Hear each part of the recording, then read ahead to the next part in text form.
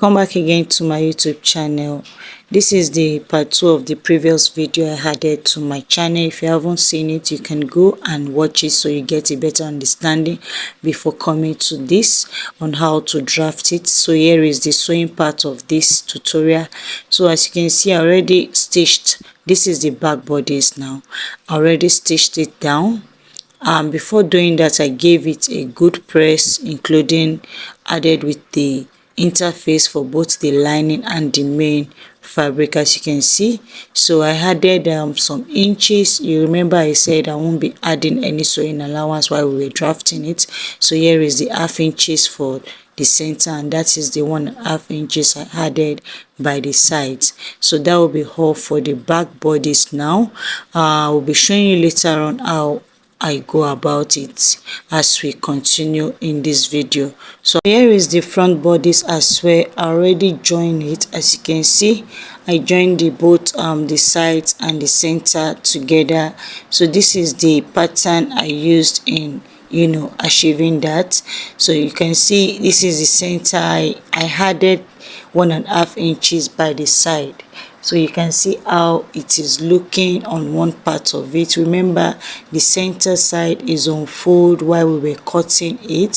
So you can see how I stitched it, and I already pressed it also using my interface to do that before stitching it down. So after doing that, remember we have been doing inbuilt corsets with the bonings, but this time around I'll be channeling all bonings outside this corset. So I have already made this bias, the bias tape for that. So this is the bias I will be using. I already pressed it down to the size of the boning I'm using. I'm using 2 different types of boning, so I'll be mixing it up. This is a strong plastic boning. Then I have another type of boning, which is the regional types of boning. So when I finish putting it, I'll be placing the fabric, after sewing the corset and every other thing. I'll be doing the fabric placement. And guys, I'll be doing this off the camera, but I have a class going on for fabric placement. If you're interested, kindly comment below, and then I will send you the link on how you can register for it. So that will be all for this. So here is the cup. As you can see, I already stitched the cup, and again giving it a good press. I added a wording. I pressed a wording with this Duchess, with the Duchess I'm using, which is the fabric. So here is it, and this is also the the lining. So I also stitched this. Before stitching it, I give it a good press with my interface. So that will be all for this cup. And also for the for the mesh, I have another video on the front part of the mesh, which is the Queen Anne neckline. So, and here is the other part, which is the back neckline, which is the yoke for the back. So you can see how it is, and this will serve as the lining, while the actual lace I'm using will serve as the fabric. So here is the front. You can see for the cup I already put the lace. You can see how lovely this is looking on the cup, and I already made a channel for the for the bonus, like I said earlier. So you can add as much channels as you want to on the panel, depends on how you want it to be. So you can see this is a coupled corset, but in a different form, which will serve as the Queen Anne neckline, and also this is like a Victorian coupled corset. So you can see how this is looking. Here is the lining as well. I already did the lining also, just the same way this one is looking. Now I'll be showing you how I'll be joining both the bodies. I'll first be joining both the front like so, as you can see me doing. So I will join both sides like so. You're joining them in a visible way. So you'll be taking that 1.5 inches measurement after you might have added your your bonings and every other thing. You can see the back. For the back, like I said earlier, is going to be inbuilt. You can see how it is looking. So the back is inbuilt while the outside one is outside. So now for the back, as you can see, this is the back bodice. I already added the bonings I needed for this. So for this center back, I've been getting so many comments about it. How do I always make the back channel so strong and thick? So what you would do is you place your lining on the center back. Afterwards, you join the yoke into this. So this is after joining the yoke. Just note that after joining the yoke, before joining the sides, just take note of this. You join it on this, even before joining the down part, you join it on the center part, and then you flip it up. This place would have been stitched with 1/4 inch. Do you get? So you will stitch it again. Let me take my pin and so you understand clearly what I am trying to say here. I'll use my pin now to pin this down to secure this 1/4 inch. This is the center back right now, so you can get a clearer vision of what I'm trying to explain to you guys. So now you switch it to this other side. You might have joined it, so you stitch it down. Remember, this is the inside and here is the outside now. So as you can see, then after stitching it and flipping it to the right side, you will stitch it down again with 1/2 inch.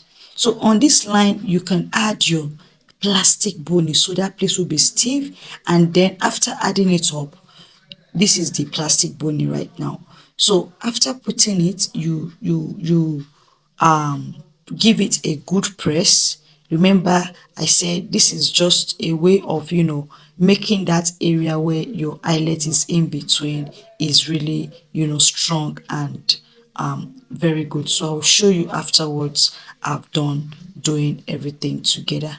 So now the next thing I will do now is be showing you how to attach the yoke. So you can see, before sewing the yoke into your pattern, into your panel, what you need to do is knowing the actual place your dart is stopping. You understand? So here is the dart area. You can see this is the on the other side of the center. You can see the sides are against each other. So I'm just trying to make you understand where you need to position the back. This has allowance, the other one does not have allowance. So that is the 1.5 inches allowance, you can see. So you will just stitch it down. You can see I already added the lace and the mesh together, using the mesh as the as the lining. So you add it up like this. You can use your pin to secure it down before placing your lining to it, like so. So you just do that. So when you do that, when you finish sewing it, and then you can flip it to the right side and you're good to go. So here is the front panel, which this is the pattern paper included with the yoke. So I sellotape, I joined everything using my sellotape. So here is also the bodies after sewing the bodies of the corset together, which is the front bodies. And note that this includes both the sewing allowance. So what I just want to do here is knowing where this will be starting from, which is from the 1.5 inches I added towards the center of the cup, which is from the dart area. So I will measure it using my pattern, using my tape rule to measure it from the side of where it starts from towards the area where the dart is. So that's how I'm going to be placing the yoke as well, so I don't make any mistake while stitching everything together. So I hope you understand what I just explained. So on this particular yoke, I already made the video and I have putting it on my channel. You can go check it out so you know how to do it. Also, it is a pleated or a drape yoke, so you can achieve it while you watch the video on my channel. So that will be all for this particular one.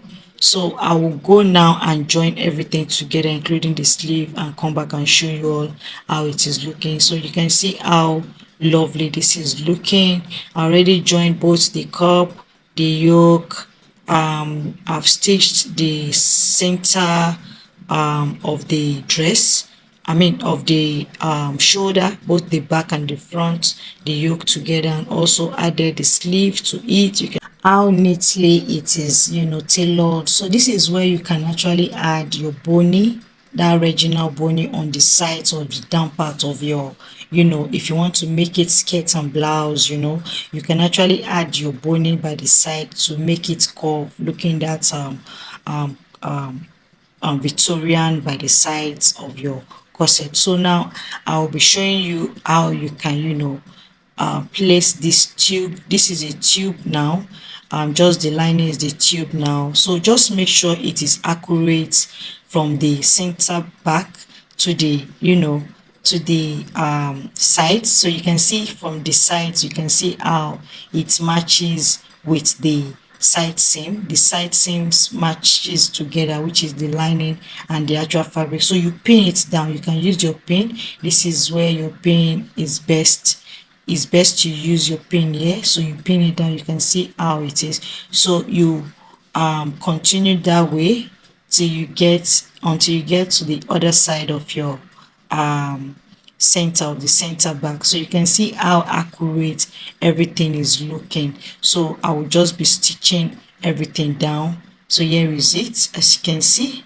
So I already joined both the here is how it is looking afterwards. I've stitched both the lining and every other thing together, so you can see how lovely the inside is looking. You can see how the front line, the armpit area is invisible. So what you need to do, either you do it before or afterwards, is the remaining part of those area you can stitch it down with your serger machine. So you can see how lovely this upper area is looking. You can see the armpit area where I joined it. So this is the back I was talking about the other time. So I added 3 bonnets, 1 original bonnet and 2 plastic bonnets on the sides. So the original bonnet is where I will be putting the eyelet later on.